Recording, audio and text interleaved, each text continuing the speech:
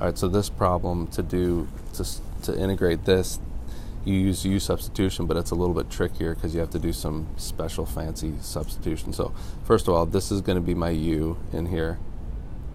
U is going to be 2x minus 1, which means the derivative is just 2 dx, which means dx equals 1/2 of du. Okay, so we're going to use those to plug back in. So for dx, we're going to plug in 1/2 du. So this is 1/2 du. I'll just keep it all together.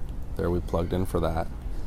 For u, we're going to plug in, or for this, we're going to plug in u. So that's the square root of u. But then this is the tricky part right here. We don't really have x yet. But what we can do is rewrite this equation and solve it for x and use that as our substitution. So we're going to solve this. I'll do it in one step. It's u plus 1 all over 2, right? Can you see that? U plus 1 over 2 equals x. So now we're going to actually plug this in for x as well. See all the calculus boys. So this is going to be, I'll just put it in parentheses here so you can see, that's u plus 1 all over 2. Okay? So now let's simplify this a little bit. Let's take these two 1/2s out. We can just pull those out as 1/4. Oh, I was wondering where you got the 1/4 from. Yeah, so that'll just make it a little bit easier. And then I have u plus 1 times the square root of u du. And now let's even distribute that in to make it even simpler. So that's equal to 1/4 times the integral of u to the 3/2, right? Because this u to the first times u to the 1/2 is u to the 3/2.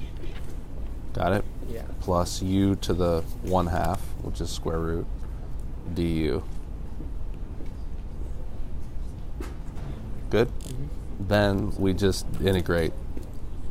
So this equals 1/4 of u to the, now I'm adding 1 to that, so that becomes 5/2 divided by 5/2. I'll clean that up in a second. Whoops, I should put parentheses, right? Because that 1/4 is on the outside of both of them. Plus u to the 3/2 all over 3/2. And then you're going to, of course, add a c at the end when you're done. Okay, now let's clean this up. We got some fractions to deal with. Flip and multiply.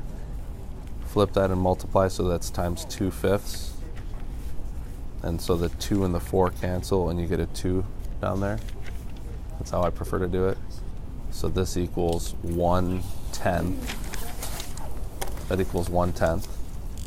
Yes? Good? Wait, so it's 1. I don't understand how you got the 1/10. What I'm doing here is I'm just taking 2/5 times 1/4. You can just multiply it and call it 2/20 and reduce it to 1/10. Oh, okay. But I prefer just to cancel and then multiply.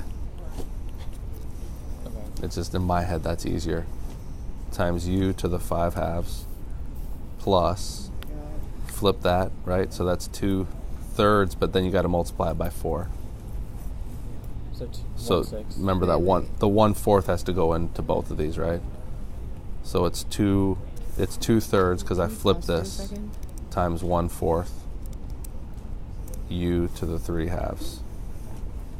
Okay. So then this right again, this fraction right here, this little trick that people for some reason they don't learn this in algebra 2, which they should, but Yeah, just I didn't reduce fractions simplify before you complicate.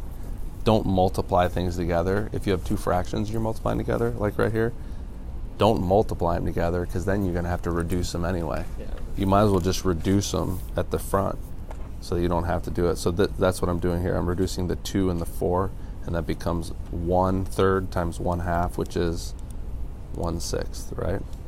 So this is 1/6 u to the 3. Whoops, I shouldn't write u now, right? Because what's my u? Your 2x minus 1. U is 2x minus 1, so now I'm substituting that back in. 1/6, 2x minus 1 to the 3/2. And then this was 1/10, 2x minus 1 to the 5/2 plus c. Yeah, I'm so mad. I have this one. So there's your answer. Just found out.